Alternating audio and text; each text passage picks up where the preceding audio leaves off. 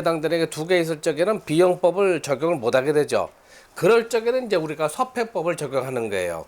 서폐법은 밟으면서 많은 극을 당하는 거, 천반의 본가에서 집안 본가까지 오는 동안에 많이 극을 받는 거를 초전으로 삼으라 했는데, 많이 극을 받는다는 건 그만큼 사안이 굉장히 흉한 사안이 많이 발생이 되겠죠.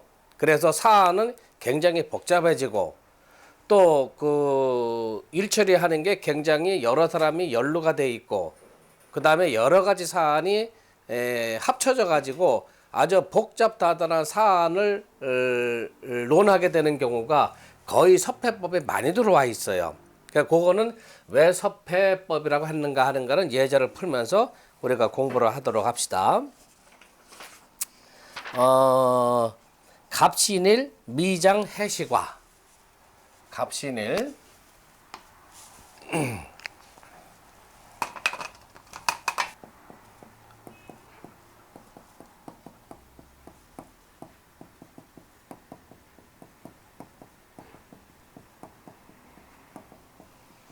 갑신일 미장 해시과. 우선 이제 천지반도를 이제 포국을 해보세요.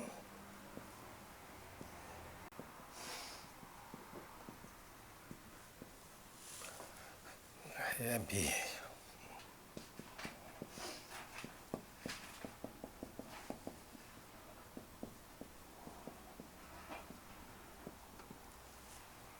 해시면은 밤이죠. 밤이니까 야천을기인을 적용을 해야 돼요.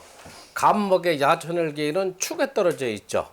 그러면 축이 여기 집안도를 보면은 여기 축이 떨어져 있어요. 요 축에다가 우선 귀인을 붙이고, 여기는 양에 해당되는 집안, 여기는 음에 해당되는 집안. 음집안에 음집안 축토에 천을기인이 승했으니까 역행으로 돌아가야 되겠죠. 천을기인, 등사, 주작, 육합, 그 다음에 구진, 청룡, 천공, 백호, 태상, 현무, 태음, 천호. 요 천지반도를 기준으로 해서 사과를 뽑아보면은 갑하고 신. 갑목은 기공이 인이죠. 인해상신, 집안 인해상신은 술토가 들어와 있고, 술토는 이과 하신으로 내려오고, 그 다음에 이과 상신은 오하가 들어와 있어요. 그 다음에 삼과 신의 상신은 진토가 들어와 있고, 진은 사과 하신으로 내려오가 있고, 진의 상신은 자수가 들어와 있어요.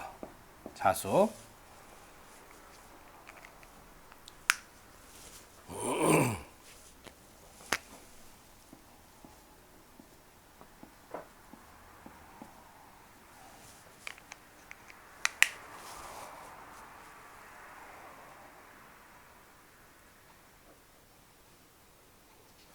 집안도하고 사과까지 뽑는 거는 자주 연습을 해서 여러분들이 숙달을 시켜야 돼요. 가장 숙달하기 좋은 방법은 매일매일 아침에 매일매일 일진하고 그날의 월장을 넣고, 묘시 해 뜨는 시간을 넣으면 그날에 일어날 일들을 유기묘로 미리 점을 쳐볼 수가 있어요.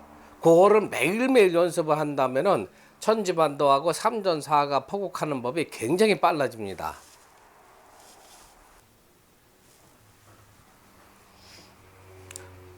자, 여기 보세요. 이게 이렇게 시간이 걸릴 사안은 아닌데. 자, 집안도는 자촉이면 진사 없는 신유로 해가지고 이 변동이 없고, 진하고 사, 그 다음에 해하고 술 사이가 양지반 음지반이 구분되는 경계점이에요. 이 해에서 소양이 뜨기 때문에 해에서부터는 양의 기운이 들어가는 거고, 요 사와서부터는 음의 기운이 태동하기 때문에 해하고 사가 음양이 구분되는 시점이에요. 그러면은 월장가시해라고 그랬으니까 집안해에다가 월장이 지금 밀토가 되죠. 밀토를 넣어서 위에다 승해가지고 순행으로 시키면은 미, 신유, 술의 자축, 임마, 진사, 오 이렇게 들어가게 돼 있죠. 그 다음에 십이천장을 포국하는데 어떤 사람들은 십이천장을 나중에 포국하는 경우가 있어요. 그렇게 하지 말고 여러분들은 천지반도가 포국이 되면 거기에서 바로 일간 기준해 가지고 야천을기는 주천을기를 적용을 해서 천을기를 바로 포국을 하는 것이 풀이가 좀 수월해요. 그러면 일간이 간목이니까 간목의 해신은 야시니까 천을기니 축토에 떨어지게 돼 있죠. 축은 천반 중에서 축토에 귀인이 승해야 되는 거죠. 그러면은 천지반도를 구분을 해보니까 음지반에 천을기인이 승해 있단 말이에요. 그러면 천을기인을 역행을 지금 포국을 해야 되니까 천을기인 등사, 주작, 육합, 구진, 청룡, 천공, 백호, 태상, 현모, 태음, 천우 이렇게 해가지고 천지반도하고 그 다음에 십이천장이 포국이 다 완료가 됐어요. 천지반도를 기준으로 해가지고 이제 사과를 우리가 이제 도식을 해야 되는데 일진이 갑하고 신금이에요. 일진이라고 하면은 요 진이라는 것은 일지를 의미하는 게 일지. 그러면 그 책에 따라서 일진이라고도 하는 책이 있고 그 다음에 일간과 일지 이렇게 구별하는 경우도 있고 육임에서 우리가 일진이다 한다면은 일간과 일지를 의미한다 이렇게 여러분들이 생각을 해 두시면 돼요. 그러면은 갑은 천간이니까 이걸 지지를 바꾸기 위해서는 기국을 적용했으니까 갑의 기군 인목이 되죠. 그러면 집안 인의 상신은 술토니까 술토가 일과 상신으로 올라가고 일과 상신은 이과 하신으로 내려오죠. 그 다음에 이과 상신은 술토의 상신이 오하니까 오하가 올라가고 그러면 일과 이과가 이제 도식이 다 끝난 거고 그 다음에 삼과 신금의 상신은 진토가 들어오죠. 그 삼과 상신이 진토가 되고 사과 하신으로 자동으로 내려오게 되니까 진토를 적고 그 다음에 진의 상신은 자수가 되죠. 그러면은 사과정에서 상하 극을 우리가 생각을 해보면은 일과는 목극토 해가지고 하나 극하는 게 들어와 있죠. 그 다음에 요거는 화생토 상생이 되고 요건 토생금 상생이 되고 사과가 또 토국수 해가지고 또 하에서 상신이 하에 적을 당하는 것이 일과상신 술토하고 사과상신 자수 두 개가 있죠. 자수도 양, 술토도 양이니까 비용법을 적용을 할 수가 없어요.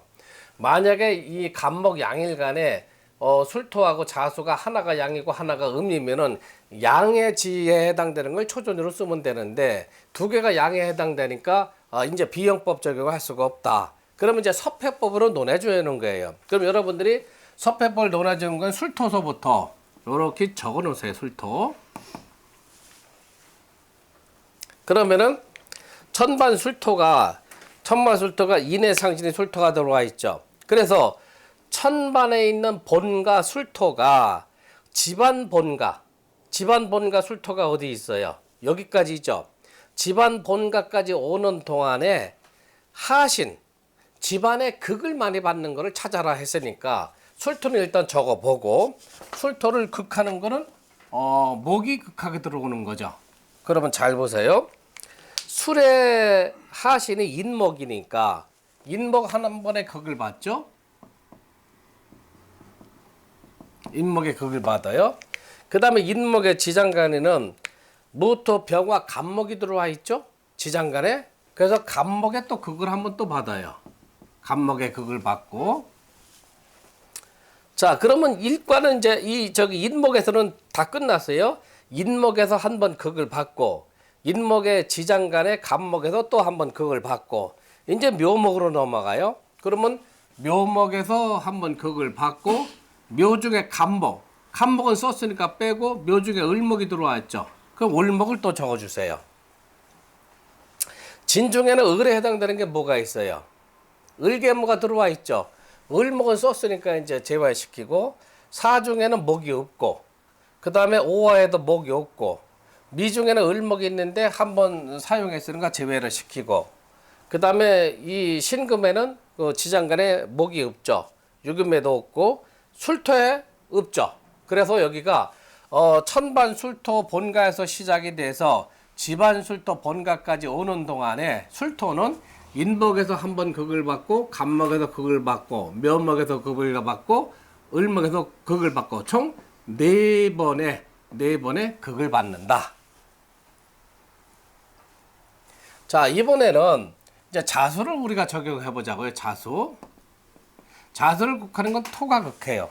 그러면 천반의 자에서 시작을 해서 집안 본과 자까지 오는 동안 하신의 극을 몇 번을 받느냐 그걸 적어야 되거든요.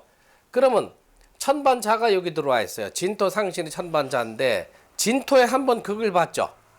네, 진토 한 번 적으시고 진 중에는 을목 계수 무토가 있죠. 그러니까 무토에 한 번 또 극을 받고 무토에 극을 받고 그러면 진토는 다 써먹었어요. 사 중에는 무토가 있는데 썼으니까 제외를 시키고 오 중에 기토가 들어와 있죠. 네, 오 중에 기토를 여기다 또 한 번 이렇게 적으셔야 되는 거예요. 그 다음에 미토가 또 들어와 있죠. 미토. 미중에 을목 기토가 있으니까 같은 게 있으니까 제외를 시키고 신중에는 기토, 임수, 무토가 있죠. 기토하고 무토가 두 번 중첩되어 있으니까 제외를 시키고 유금에는 토가 들어가 있지가 않죠. 그 다음에 술토는 아까 뭐예요? 요 술토까지는 여기 천반자에서 집안자까지 여기까지죠. 여기까지. 그러면 요거 술토가 한 번 또 들어와 있죠. 여기 술토가 들어와 있고 그 다음에 해중에는 무토가 있는데 무토 여기에 썼으니까 제외를 시키고 그렇게 보면은 여기는 4번을 극을 받고 여기는 5번의 극을 받게 돼 있죠.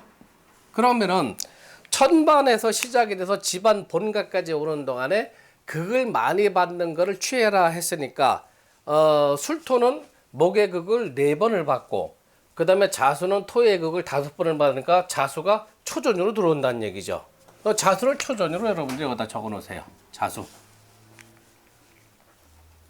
그 다음에 중전은 자의 상신, 집안 자의 상신을 취해야 되니까 신금이 들어와 있죠.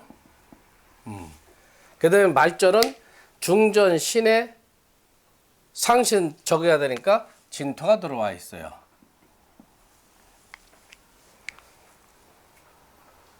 자, 그러면 여기 한번 보세요. 초전에 자수가 들어오고 중전에 신금이 들어오고 말전에 진토가 들어와 있죠. 그리고 신자진 삼합국이 들어와 있죠.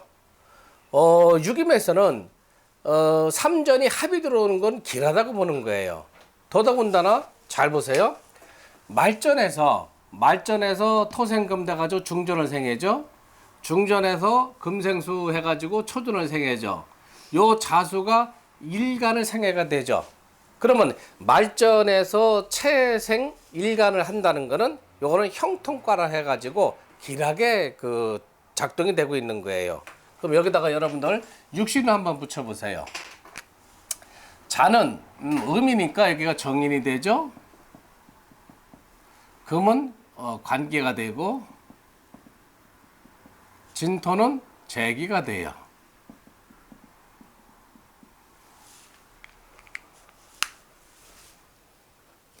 그 다음에 바로 12천장을 붙여보세요.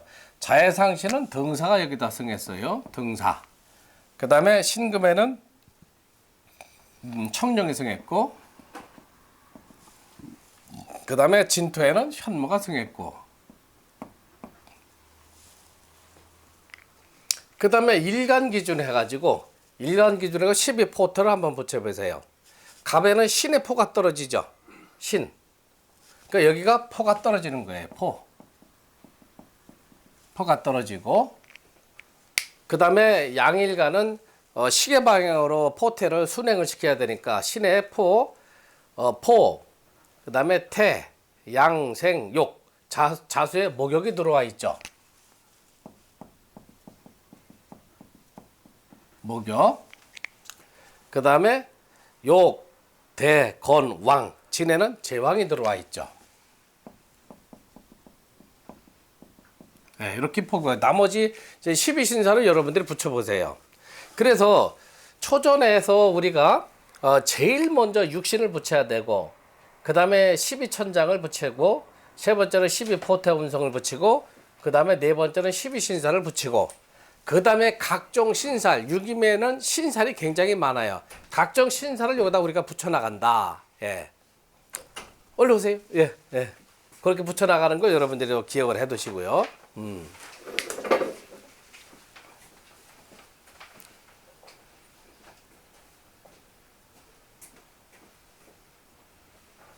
발음구법은 맨 먼저 적극법에서 그 초전을 뽑으면 초전을 뽑게 되면 이제 적극법을 적용하고, 적극법에서 안 나오면 비형법으로 넘어가게 되고, 비형법에서도 초전이 나오지가 않으면은 이제 서패법으로 넘어가게 돼 있어요.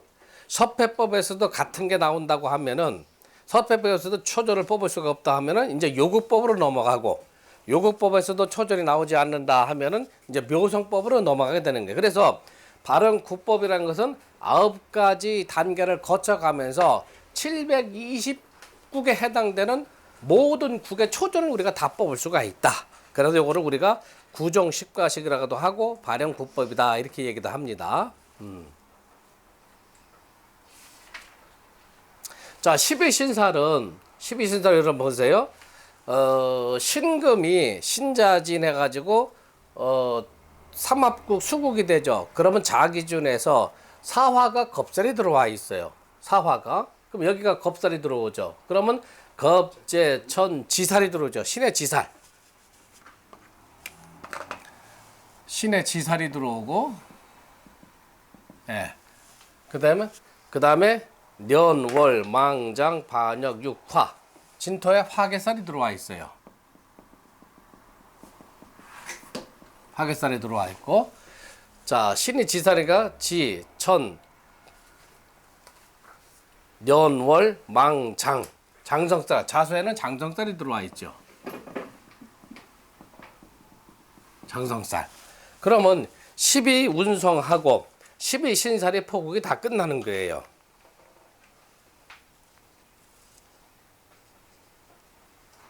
자, 그 다음에 여기 보세요.